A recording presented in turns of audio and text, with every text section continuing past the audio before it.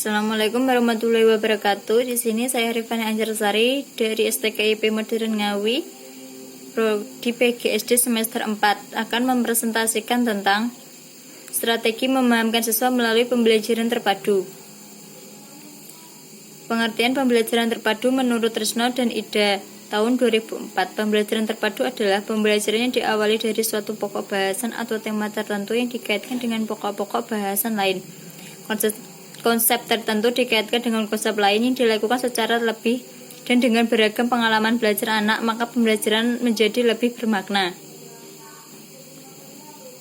Pembelajaran terpadu antara pokok bahasan atau tema tertentu saling berkaitan, sehingga pembelajaran dapat berlangsung secara terencana, sehingga dengan mudah mengaitkan mana yang lebih dipahami siswa dan menjadikannya pembelajaran yang bermakna, bukan hanya terlintas di bayangan siswa, akan tetapi akan terus diingat oleh siswa.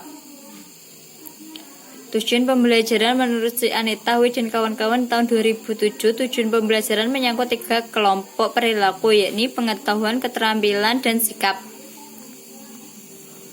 Dalam hal ini, tujuan pembelajaran harus memahamkan antara pengetahuan, keterampilan, dan sikap. Jadi ketiganya harus saling berkesinambungan agar pengetahuan dapat menjadi pembelajaran yang bermakna dan tidak hanya terlintas di benak siswa, tetapi juga diterapkan langsung oleh peserta didik. Strategi pembelajaran yang baik dan terstruktur menurut Sri Anita Wi dan kawan-kawan tahun 2007, strategi pembelajaran yang digunakan harus menimbulkan aktivitas belajar mengajar yang baik.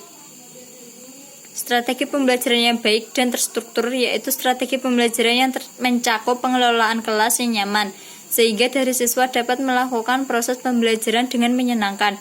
Dalam hal ini juga dijelaskan bahwa penjelasan yang disampaikan guru dapat mudah dipahami oleh siswa, dan siswa tidak hanya berdiam diri saja, melainkan siswa dituntut ikut berpartisipasi dan ikut aktif dalam proses belajar mengajar. Struktur belajar mengajar menurut Dr. Andes Mujono tahun 1886,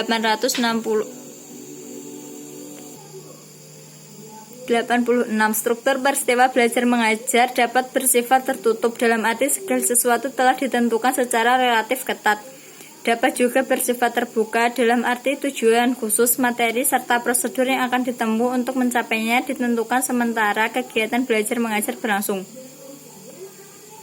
Dalam peristiwa belajar yang bersifat tertutup dapat meningkatkan konsentrasi belajar siswa untuk mencapai kegiatan pembelajaran yang efektif.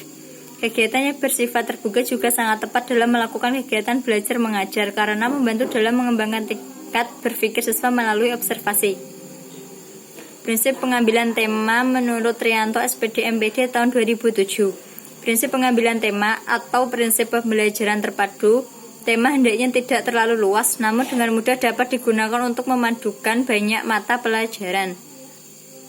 Dalam prinsip pembelajaran terpadu lebih ke intinya saja, karena pembelajaran terpadu bertujuan agar siswa dapat memahami pembelajaran yang singkat, akan tetapi bermakna untuk berbagai mata pelajaran. Karena dengan hal ini siswa akan lebih mengingat apa yang mereka pelajari melalui pembelajaran bermakna dan menghindari dari sikap ketidaktahuan dalam melanjutkan pembelajaran ke tingkat yang lebih tinggi. Dalam hal ini, kompetensi dasar dapat dengan mudah mengembangkan pembelajaran yang mengaitkan pengalaman pribadi, yaitu pembelajaran tematik, sehingga mereka tidak saling ketergantungan dengan guru dan tema yang lain. Melalui pembelajaran tematik ini juga siswa jadi lebih mandiri dan mampu melihat dari sisi baik dan buruknya, serta pemahaman materi lebih mendalam dan berkesan.